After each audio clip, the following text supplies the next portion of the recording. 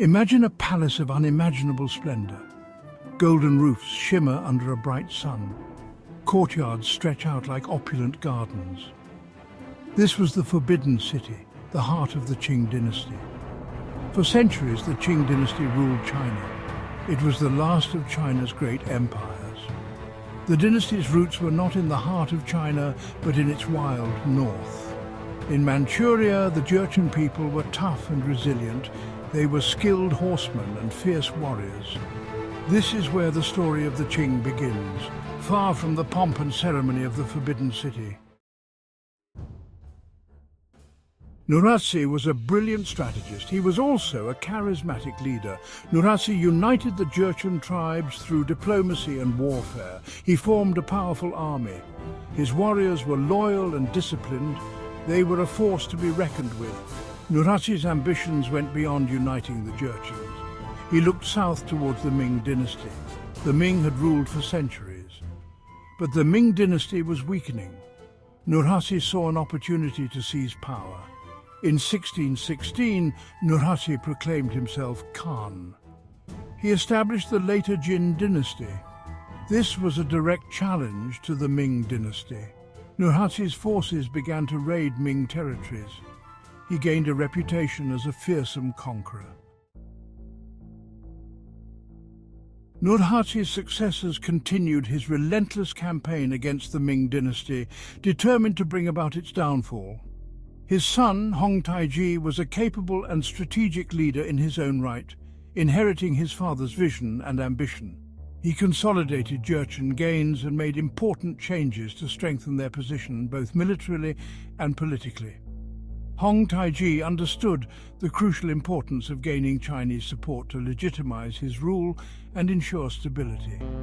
He needed to win the loyalty of the Chinese people, and he did so by adopting policies that favored them. He adopted the Chinese name for his dynasty, Qing, meaning clear or bright, symbolizing a new beginning.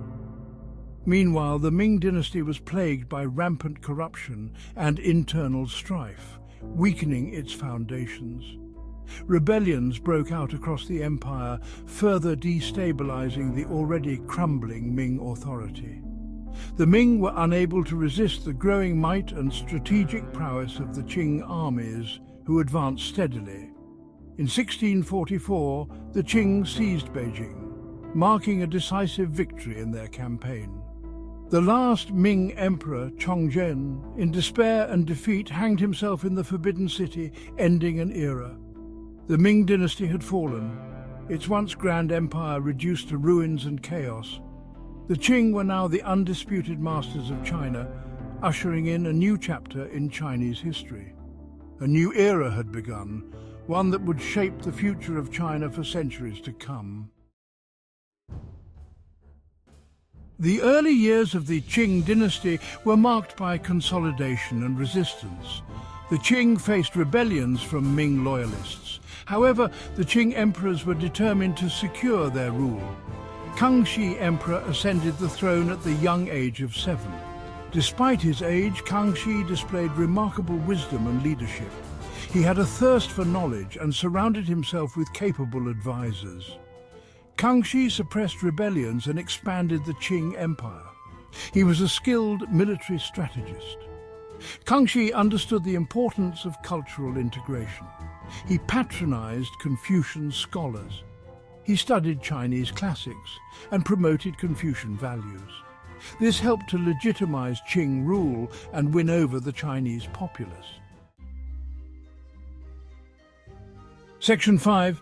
Qianlong's reign, prosperity and expansion. Qianlong Emperor was Kangxi's grandson. He inherited a stable and prosperous empire. Qianlong's reign is often considered the high point of the Qing dynasty. He was a man of great ambition.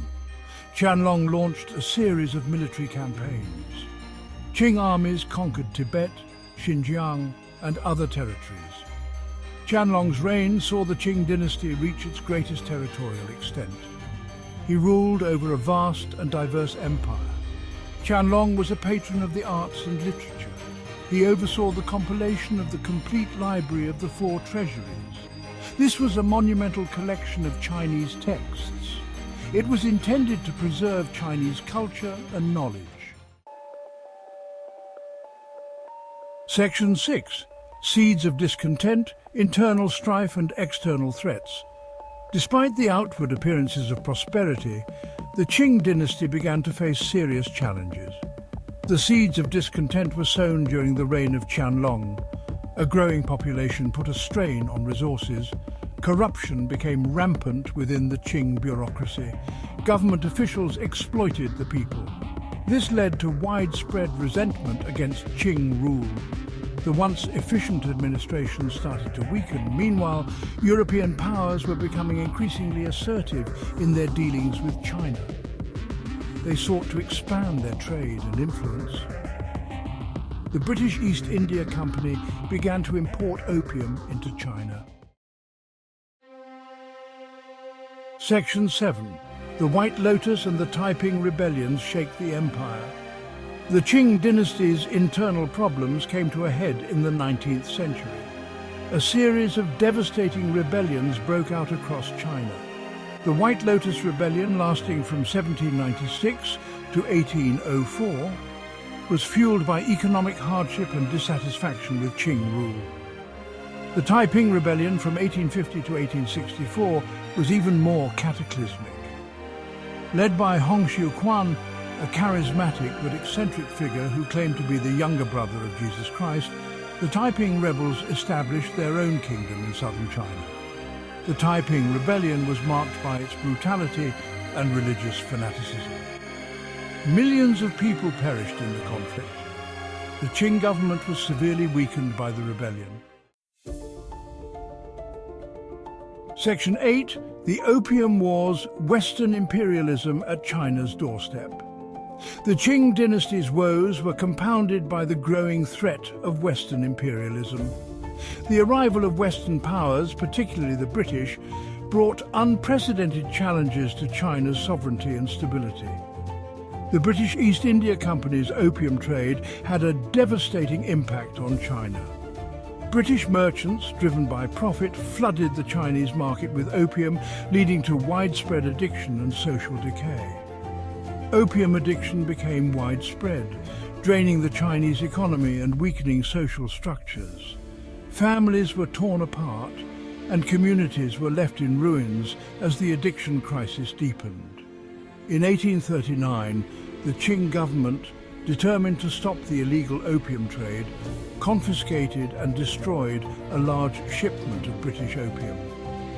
This bold move was a desperate attempt to reclaim control over their nation. This act triggered the First Opium War, which lasted from 1839 to 1842. The conflict marked a significant turning point in Sino-Western relations. The Qing Dynasty, with its outdated military technology, was no match for the modern British Navy. The technological disparity was glaring and decisive. The British easily defeated the Qing forces. The superior firepower and strategic advantage of the British forces overwhelmed the Chinese defences. The Treaty of Nanjing, signed in 1842, forced China to cede Hong Kong to Britain and opened several ports to foreign trade. This treaty marked the beginning of a new era of foreign influence and control over China. Section 9. Desperate measures the self-strengthening movement. The Opium Wars were a humiliating defeat for the Qing dynasty. They exposed the technological and military gap between China and the West. Some within the Qing government recognized the need for reform. This led to the self-strengthening movement from 1861 to 1895. The reformers sought to strengthen China by adopting Western technology and military methods. They established arsenals, shipyards, and modern educational institutions. However, the self-strengthening movement was ultimately limited in its scope and impact. It lacked support from the conservative factions within the Qing court. These factions resisted change and clung to traditional ways. Section 10.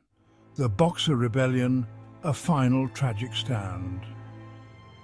By the late 19th century, resentment against foreign influence and the Qing Dynasty's weakness had reached a boiling point. The Boxer Rebellion from 1899 to 1901 was a violent uprising against foreigners and Chinese Christians. The Boxers, known for their martial arts practices and belief in spiritual invulnerability, enjoyed the tacit support of Empress Dowager Xianqi, who had become the de facto ruler of China. The Boxer Rebellion was brutally suppressed by an eight-nation alliance of foreign powers. The Qing dynasty was forced to make further concessions, weakening its already tenuous grip on power. Section 11. The Last Emperor and the Fall of the Dragon Throne. The Boxer Rebellion, which took place between 1899 and 1901, marked the beginning of the end for the Qing dynasty. This violent, anti-foreign, anti-colonial uprising was a significant blow to the already weakening imperial rule. By the early 20th century, the dynasty was in terminal decline. The once grand palaces and buildings of the Qing were now in a state of disrepair, symbolizing the crumbling authority of the empire. The Qing government had lost all credibility with the Chinese people. Public unrest was rampant, and the citizens were disillusioned with the corrupt and ineffective leadership. Revolutionaries, inspired by Sun Yat-sen's ideas of nationalism, democracy, and people's livelihoods, plotted to overthrow the Qing. Sun Yat-sen's vision for a modern, unified China resonated with many who were eager for change. In 1911, the Yinhai Revolution erupted. This revolution was a turning point in Chinese history, leading to the eventual fall of the Qing dynasty. The revolution was sparked by a railway protest in Sichuan province. The protest quickly escalated, reflecting the widespread dissatisfaction with the Qing government. It quickly spread throughout the country. The revolutionary fervor was unstoppable, and the call for change echoed in every corner of China. City after city declared independence from the Qing government. The momentum of the revolution was undeniable, and the Qing's grip on power weakened with each passing day. On February 12, 1912, the 6-year-old Puyi, the last emperor of the Qing dynasty, abdicated the throne.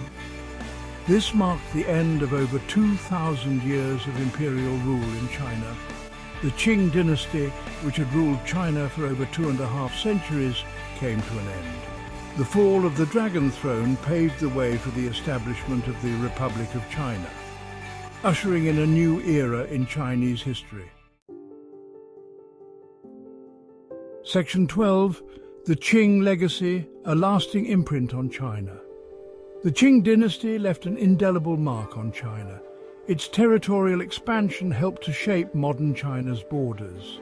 The Qing emperors, for all their faults, also oversaw periods of peace and prosperity. The Qing dynasty's legacy is complex and multifaceted. It was a period of both great achievements and tragic failures. The Qing's fall paved the way for the tumultuous birth of modern China.